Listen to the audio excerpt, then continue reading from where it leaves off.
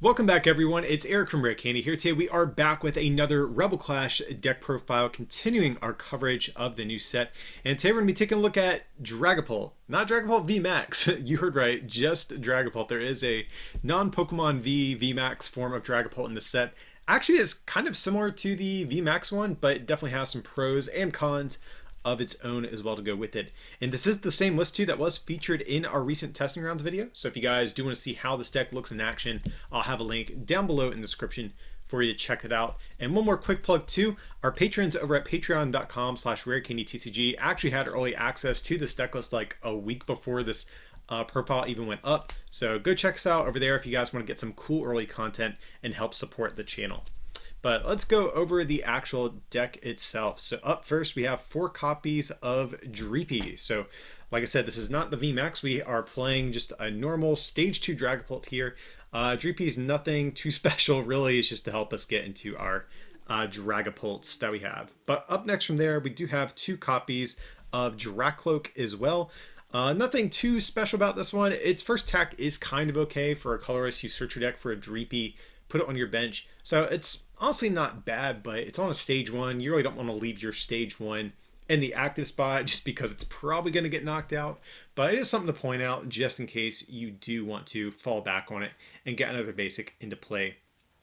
But up next from there, of course, we have the main attacker of the set, and that's going to be Dragapult. So Dragapult, a new Stage 2 Pokemon, actually has a very cool ability, very reminiscent of some other Pokemon we've had in the past. It says, whenever it gets damaged by an attack, you flip a coin. If heads, prevent the damage. So much like the Whimsicott GX that we have in format right now, much like the Noivern back from, I think, Furious Fist. There's even like a Cincino back from Next Destinies, I believe. But point is, we've had a lot of these Pokemon in the past with these styles of abilities. So that is actually pretty solid. Then its only attack here for 2 Psychic Energy does 120, and you put 3 damage counters on your opponent's Pokemon any way that you like, or bench Pokemon, I should say. So this is almost identical to Dragapult VMAX, but of course Dragapult VMAX does hit a little bit harder since it does give up 3 prizes. So there's definitely pros and cons. You know, the VMAX hits a little bit harder, and it's only essentially a stage 1. But it gives up 3 prizes. This one's a little harder to get in play. It doesn't hit quite as hard, but it only gives it 1 prize. Has a fantastic ability as well. So that's the trade-off if you're thinking about running one of these Dragapult cards. So this is what we are building the entire deck around. We're trying to just basically do a solid 120 and spread 3 every turn, and hopefully not get knocked out and flip a couple of heads throughout the course of a game as well. But going on from there, we do have some other Pokemon in the deck. The first of which is going to be a 1/1 line of Malamar. So Malamar we are playing in this list because Dragapult attacks for 2 Psychic Energies, not a Psychic and a Colorless, because if that were the case, we could maybe use Counter Gain or like Tapu Koko Prism Star or something like that to get one powered up out of nowhere. But if our only Dragapult goes down, we are going to need a way to get another one powered up in a pinch. But unlike other Malamar decks, this isn't really a deck that's reliant on Malamar. It's just, you know, for those times you do flip tails on your ability, you might need a Malamar to get your next Dragapult powered up in 1 turn. So we're not too reliant on it, but it's good at some point to establish it throughout the course of a match. And then up next from there, we have 1 copy of Ditto Prism Star as well. Of course, this is going to give us the flexibility of being a Malamar or evolving manually through a Dracloak up into our Dragapult VMAX.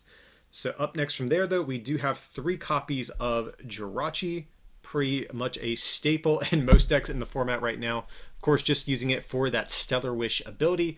Look at the top 5 cards of our deck, pick a trainer card we find there, put it into our hand. So of course, Jirachi's great at finding supporters to get set up. Of course, also finding things like treasure to find your Dragapults, your rare candies to evolve, whatever it might be. And that's like the core of the engine that is going to make up this deck, but we do have some sort of tech options in here as well. The first of which is going to be 1 copy of Nihilego. This is the one back from Lost Thunder. We're mainly playing it for its Nightcap attack. If your opponent has exactly 2 prize cards remaining, then you can copy any of their attacks and use it as this attack. So one thing I do like about this is it's a single attachment attacker that we are running here in this deck. And, you know, we only play 4 Dragapults, you know, potentially 5 if we use our recovery option to get a Dragapult back and none of its pre-evolutions get knocked out early on.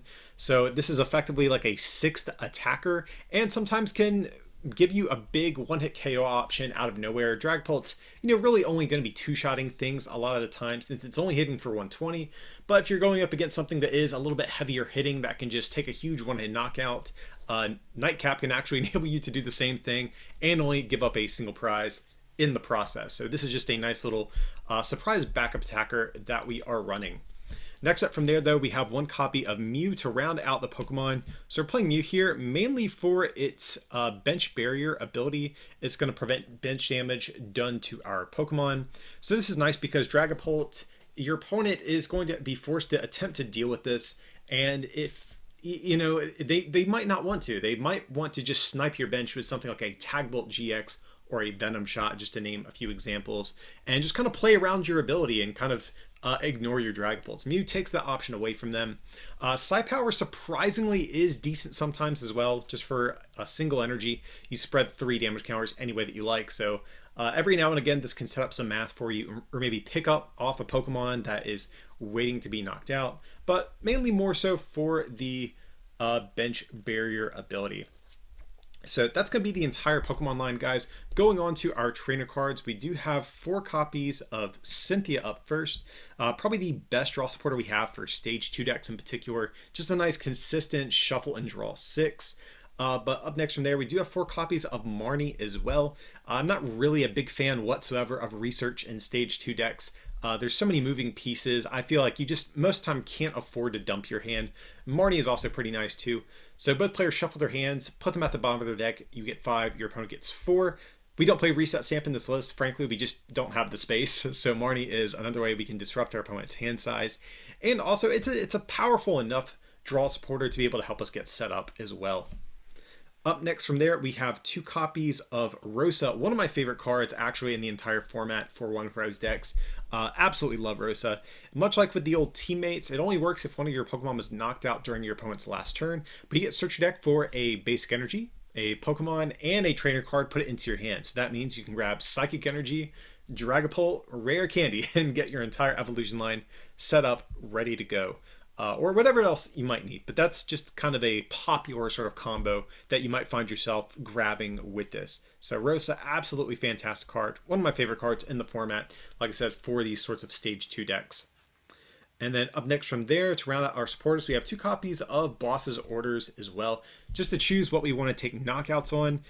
Even though we do spread damage counters already, with this deck, a lot of times your opponent's going to attempt to just throw up some sort of Pokemon that has a lot of damage counters already on it. That way you can't pick it off with the 3 snipe to kind of, make sure your damage isn't going as efficiently and being spread exactly in the way that you want. So Boss Orders are great at playing around that. And of course, just picking off whatever we might need to close out a game. This is something I'm debating on. If you want to free up space, I think there's an option even to maybe cut these in favor of one Fion. Fion kind of accomplishes something similar, and that frees you up an extra deck spot.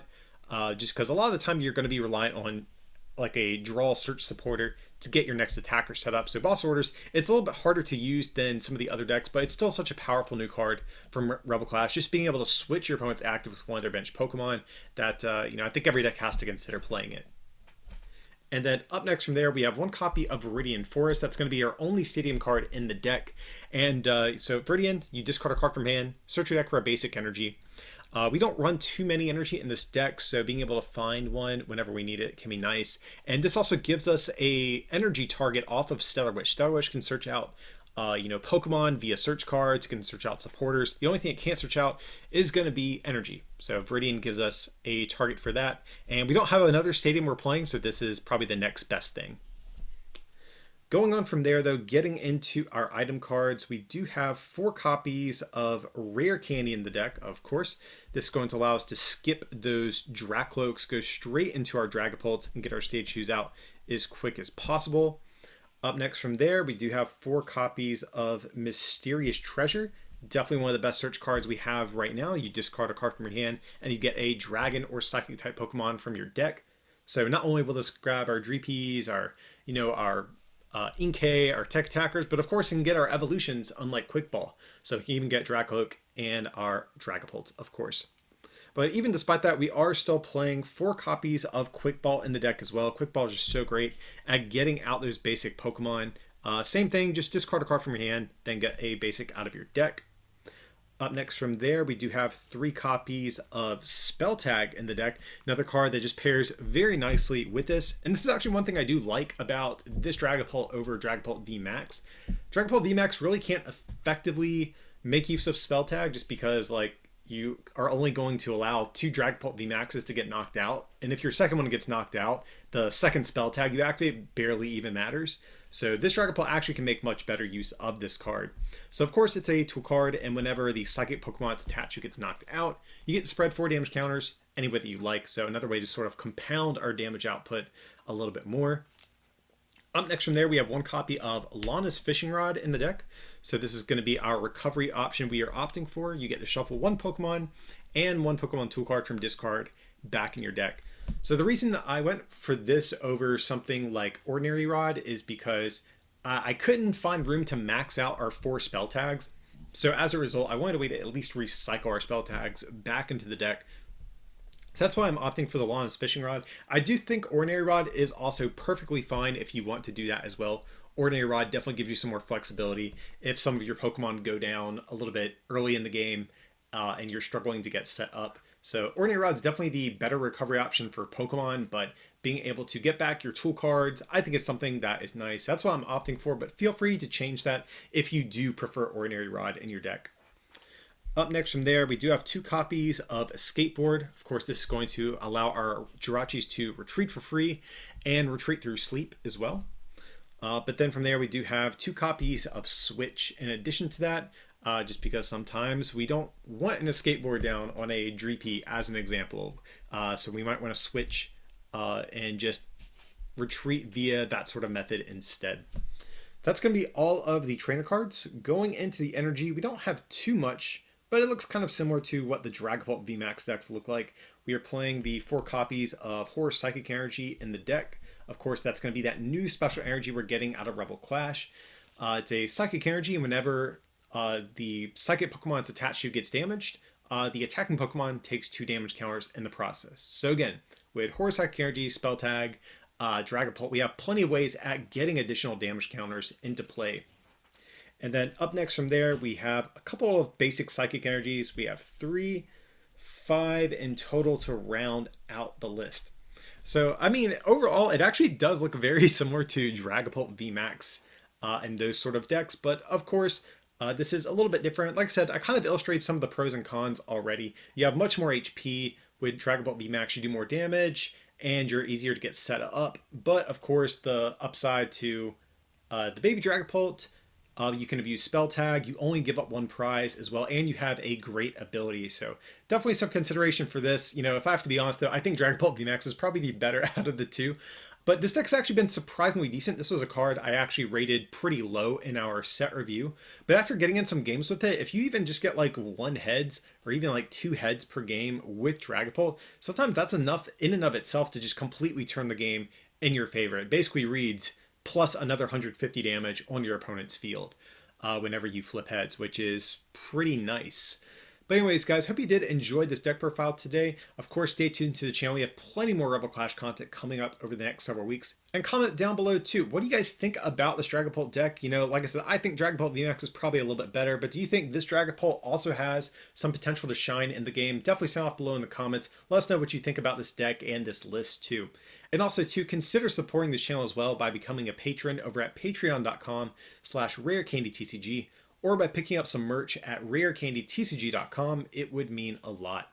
But as always, thanks so much for watching, and we'll see you next time.